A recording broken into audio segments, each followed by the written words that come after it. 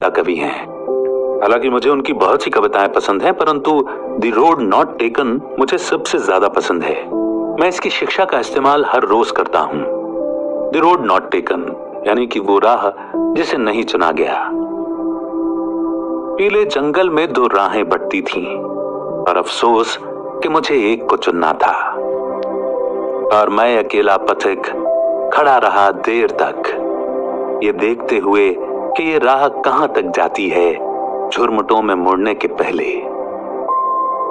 फिर मैंने दूसरी राह चुनी, उतनी ही सुंदर और शायद बेहतर भी, क्योंकि यहां घास ज्यादा थी और कम लोग गुजरे थे। हालांकि लोगों के गुजरने से यहां भी उतना ही नुकसान हुआ था, और दोनों ही उस सुबह बराबर थीं। पत्तियों पर काले कदम नहीं थे, और मैंने पहली को अगले दिन के लिए रखा, पर ये जानते हुए कि किस तरह के रास्ते निकलते हैं, मुझे शक था कि मैं कभी लौटूंगा।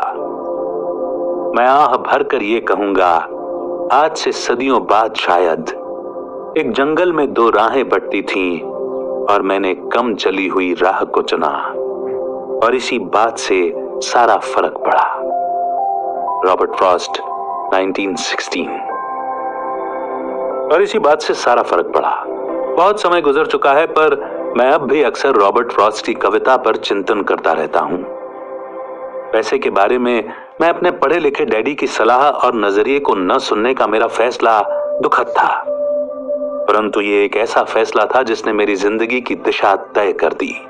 एक बार मैंने ये फैसला कर लिया कि मुझे किसकी बात सुननी है, तो उसके बाद मेरी धन संबंधी शिक्षा शुरू हो गई। मेरे अमीर डैडी ने मुझे 30 साल से भी ज्यादा समय तक सिखाया, जब तक कि मेरी उम्र 39 साल नहीं हो गई, और इसके बाद उन्होंने सिखाना बंद कर दिया। उन्होंने ये देख लिया था कि मैं वो अब सब समझ चुका हूं जो वो मेरी मोटी बुद्धि में भरने की कोशिश कर रहे थे। पैसा एक तरह की ताकत है, परंतु इससे भी बड़ी ताकत है वित्तीय शिक्षा। पैसा तो आता जाता रहता है, परंतु अगर आप ये जानते हैं कि पैसा किस तरह से काम करता है, तो आप ज्यादा ताकतवर हो जाते हैं और आप दौलत कमाना शुरू कर सकते हैं। केवल सकारात्मक चिंतन से ही समस्याएं हल नहीं हो सकती, क्योंकि ज्यादातर लोग स्कूल में पढ़ते हैं और वहां वे ये कभी नहीं सीख पाते कि पैसा किस तरह से काम करता है।